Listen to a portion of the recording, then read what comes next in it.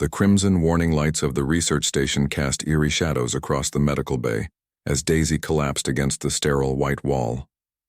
Her normally luminescent blue skin had faded to a sickly gray, and the delicate gill slits along her neck fluttered weakly as she struggled to process the thin atmosphere. Jack rushed to her side, his boots echoing in the empty corridor. The human researcher had been working late in the xenobiology lab when he heard her distressed call over the comm system. Now, seeing her condition, his heart raced with a mixture of fear and determination. "Daisy, what happened?"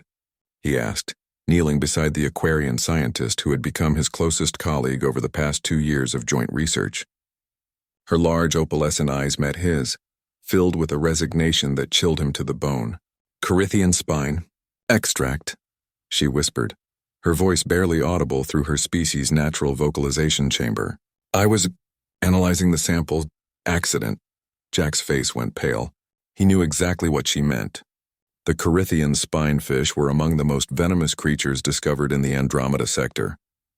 Their toxin was specifically designed to target Aquarian physiology, a biological warfare remnant from an ancient conflict between their species and the now extinct Corythians. "The antidote protocols are in the database," Jack said, already pulling up his tablet to access the station's medical records. Daisy shook her head weakly. "No human medicine works. Only Aquarian blood.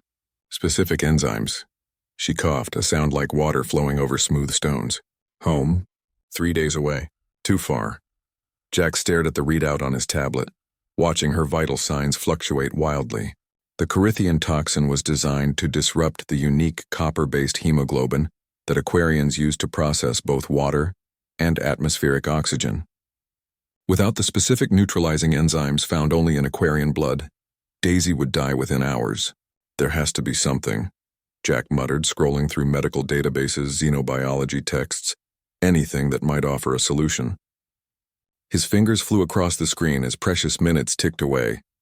Then he stopped. A memory surfaced from his childhood, of his grandmother telling him stories about the old days on Earth, before humans had ventured to the stars. She had spoken of ancient medical practices, of how healers would sometimes use their own blood to save others.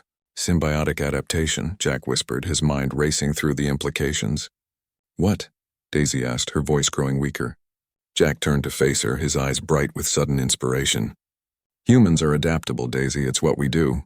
We don't have your natural immunities, but we have something else.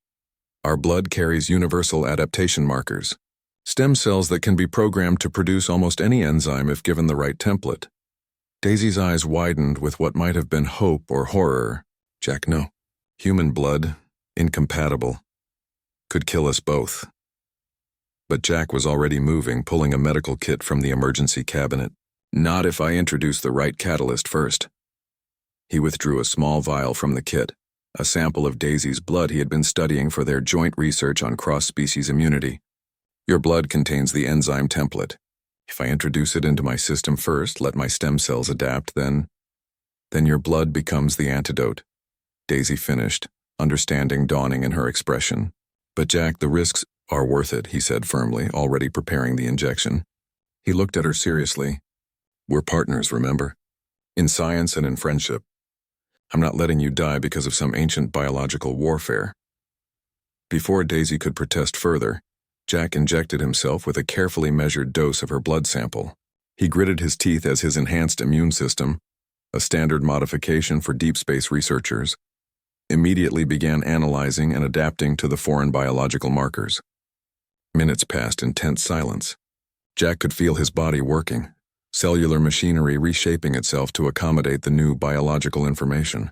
It was uncomfortable, like having fire and ice coursing through his veins simultaneously, but he had endured worse during his years of space exploration.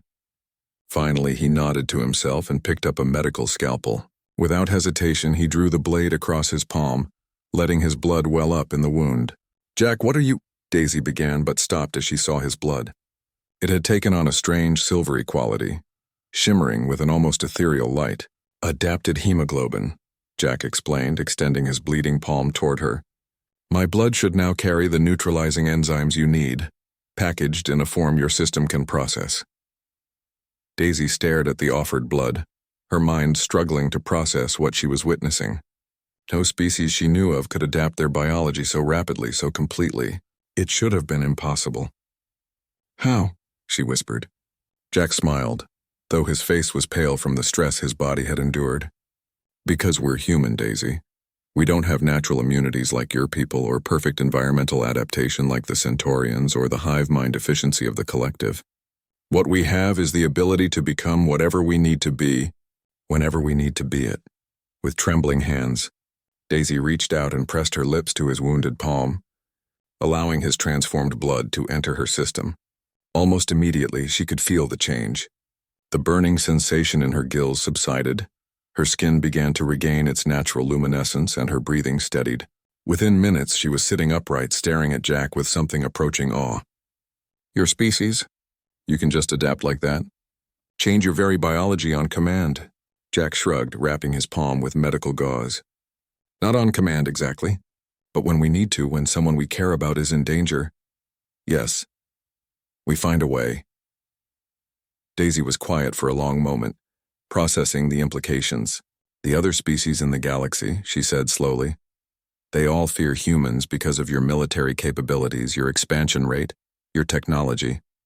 But this is why you're really dangerous, isn't it? Not because you're conquerors, but because you're survivors. Because there's literally nothing you won't adapt to. No challenge you won't transform yourself to meet. Maybe, Jack said, helping her to her feet. But today, it just means my friend gets to see another sunrise. As they walked together toward the medical bay for proper treatment, Daisy reflected on what she had witnessed. The galaxy was full of species with remarkable abilities, but she had never seen anything quite like human adaptability. It wasn't just physical. It was a fundamental aspect of their nature and unwillingness to accept limitations of any kind. Perhaps that was what made them so formidable and so necessary. In a universe full of rigid biological and cultural constraints, humanity represented something unprecedented. Unlimited potential wrapped in compassionate determination. Thank you, she said quietly as they reached the medical bay. Jack just smiled. That's what friends are for.